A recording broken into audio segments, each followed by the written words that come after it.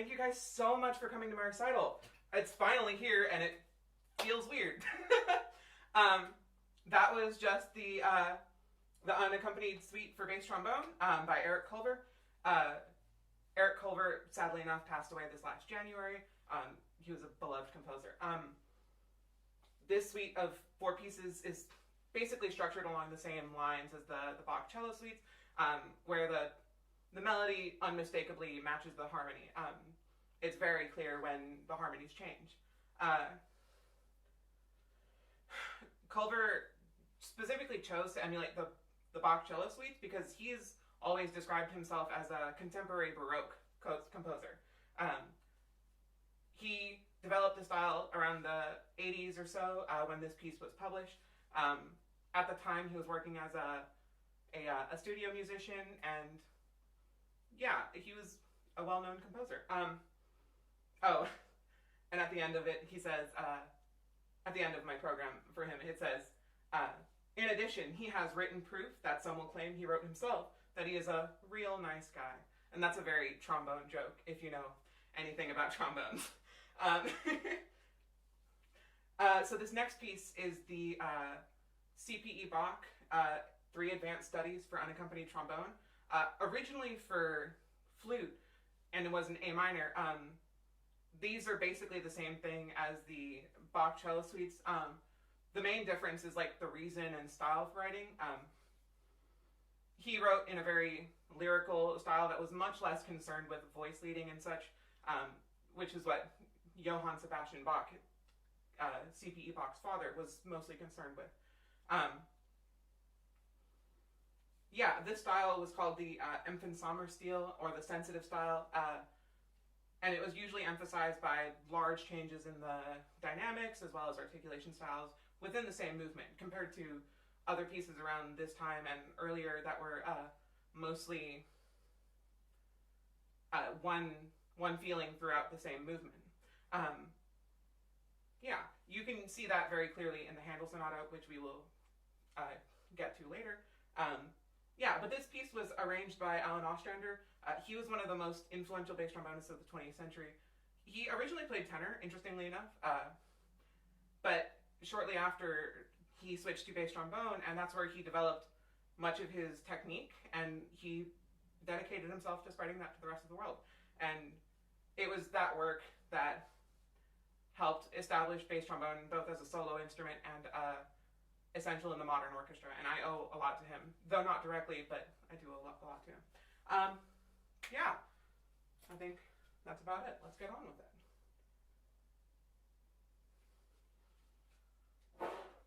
The first movement is the Poco Adagio, and the second is the Allegro.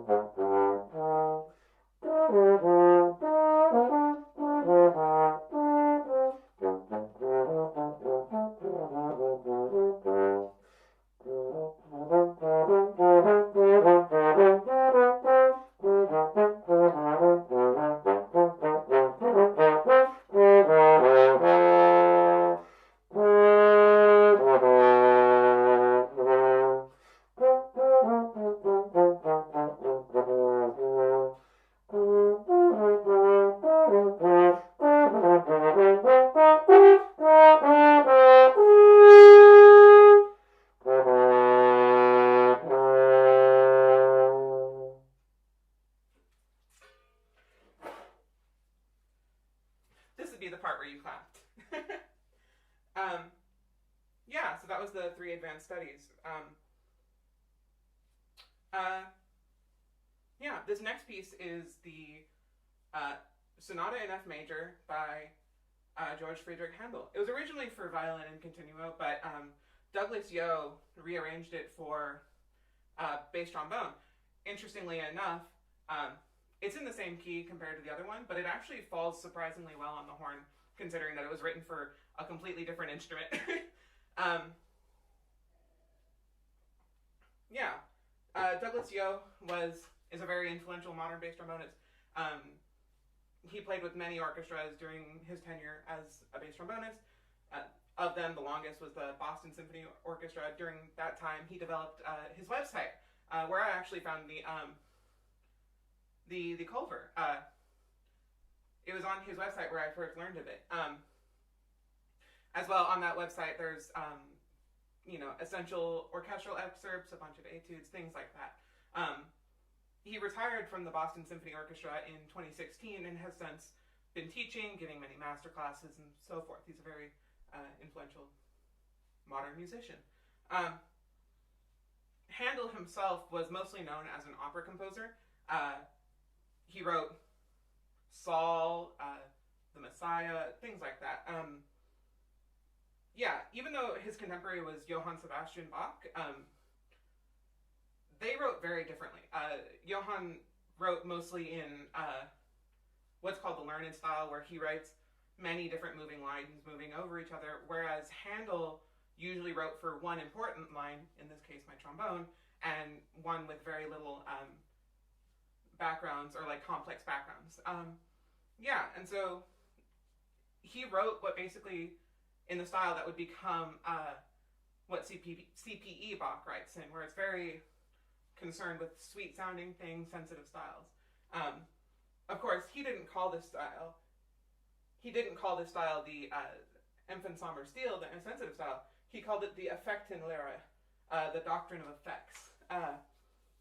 Yeah, this is most obvious in the third movement, which is very obviously in D minor for basically all of it, and is very connected throughout. Yeah, I think that's about it. Let's get on with it.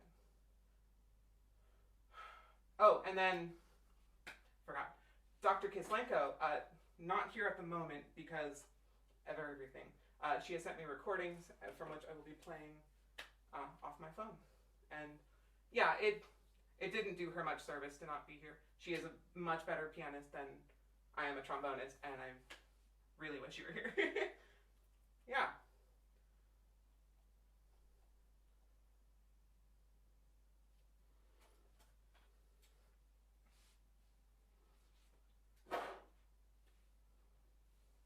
One, two, three, and...